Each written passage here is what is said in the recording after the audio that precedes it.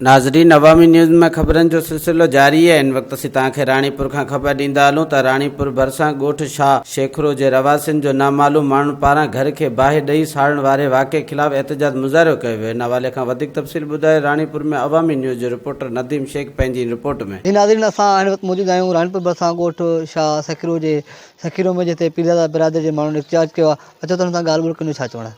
अचे सॼो सामान सड़ी वियो आहे असांजो, लखनि रुपयनि जो टीवी सड़ी वई आहे, असांजी खटूं सड़ी वियूं, हंधि बिस्तरा सभु सड़ी विया आहिनि। असां सां इंसाफ़ु कयो वञे ऐं असांजे तफ़ुज़ बि कयो वञे।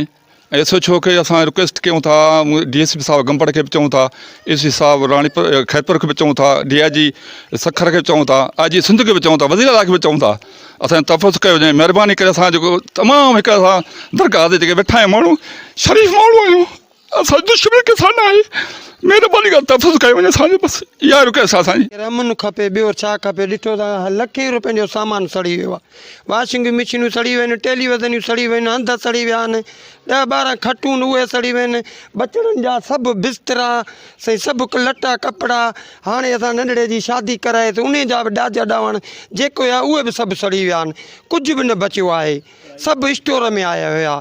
तव्हां पाण ॾिसो था केॾा कपिड़ा पिया आहिनि, मशीन बि न बची आहे, अंदरि इहे हंधि बिस्तरा त बचिया ई न आहिनि जेके अञा हुननि जे हेठां आहिनि। 11:30 बजे असांजी माना बाहि लॻी। तंहिंखां पोइ असांजो जेके घर में जेको सामान हुयो रखियलु हुयो तक़रीबन सड़ी राख थी वियो।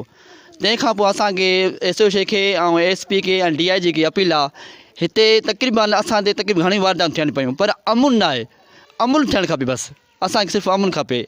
नाज़रीन, तव्हां हितां जे ॻोठाणनि जूं ॻाल्हियूं ॿुधियूं, मुंहिंजी चवणु आहे त नामालूम माण्हू असांजे घर में घिरी असांजे घर खे बाहि ॾेई विया आहिनि, जंहिंजे असांजो सॼो जेको सामान आहे उहो सड़ी रख थी वियो आहे। हिननि वस वारनि खां मुताबिक़ आहे त असां सां इंसाफ़ु कयूं, जेके नामालूम जेके घर खे बाहि ॾेई विया आहिनि उनखे ॻोल्हे करे उन ख़िलाफ़ु कार्रवाई कई वञे। जी, वधीक ख़बरनि ऐं तफ़सील जे लाइ विज़िट कयो असांजी वेबसाइट awamiNewsHD.com ऐं ॾिसंदा रहो अवामी न्यूज़ HD।